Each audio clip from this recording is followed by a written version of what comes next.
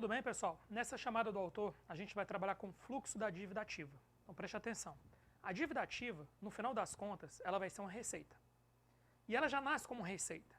Mas o que aconteceu para ela se tornasse uma dívida ativa? Foi uma receita que não foi arrecadada na época correta, acabou sendo inscrita em dívida ativa e depois foi cobrada.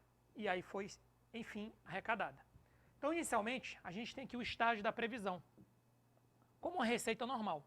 Então, quando a gente faz o estágio da previsão, o fato de prever uma receita da dívida ativa não impacta em nada, por exemplo, o meu balanço patrimonial. Ou seja, tem zero impacto no meu caixa, tem zero impacto no crédito fiscal e zero impacto na dívida ativa. Ou seja, CX, caixa, CF, crédito fiscal, DA, dívida ativa.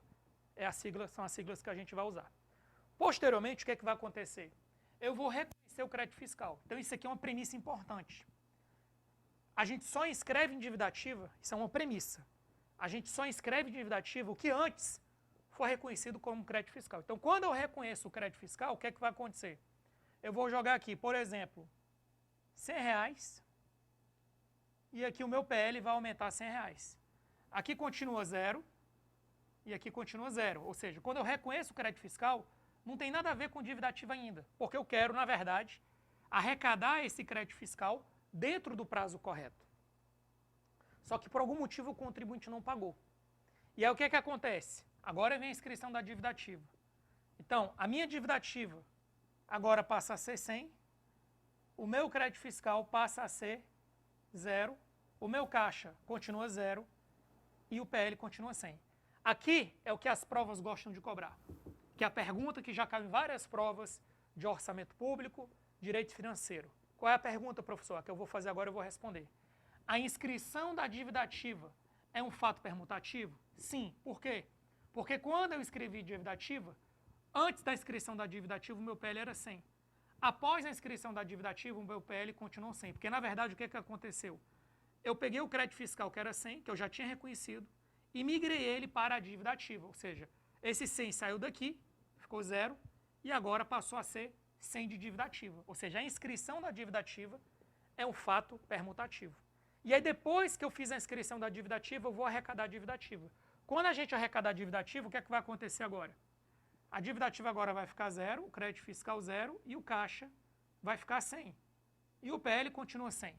Então, você está notando que desde o momento que eu reconheci o crédito fiscal, o meu PL aumentou para 100, na inscrição da dívida ativa ele continuou 100 e na arrecadação da dívida ativa ele continuou 100. O que mudou? É que no primeiro momento eu tinha reconhecido R$100 de crédito fiscal, esse crédito fiscal ele saiu daqui e foi para a dívida ativa, e depois essa dívida ativa, quando foi arrecadada, ela saiu daqui e foi para o caixa.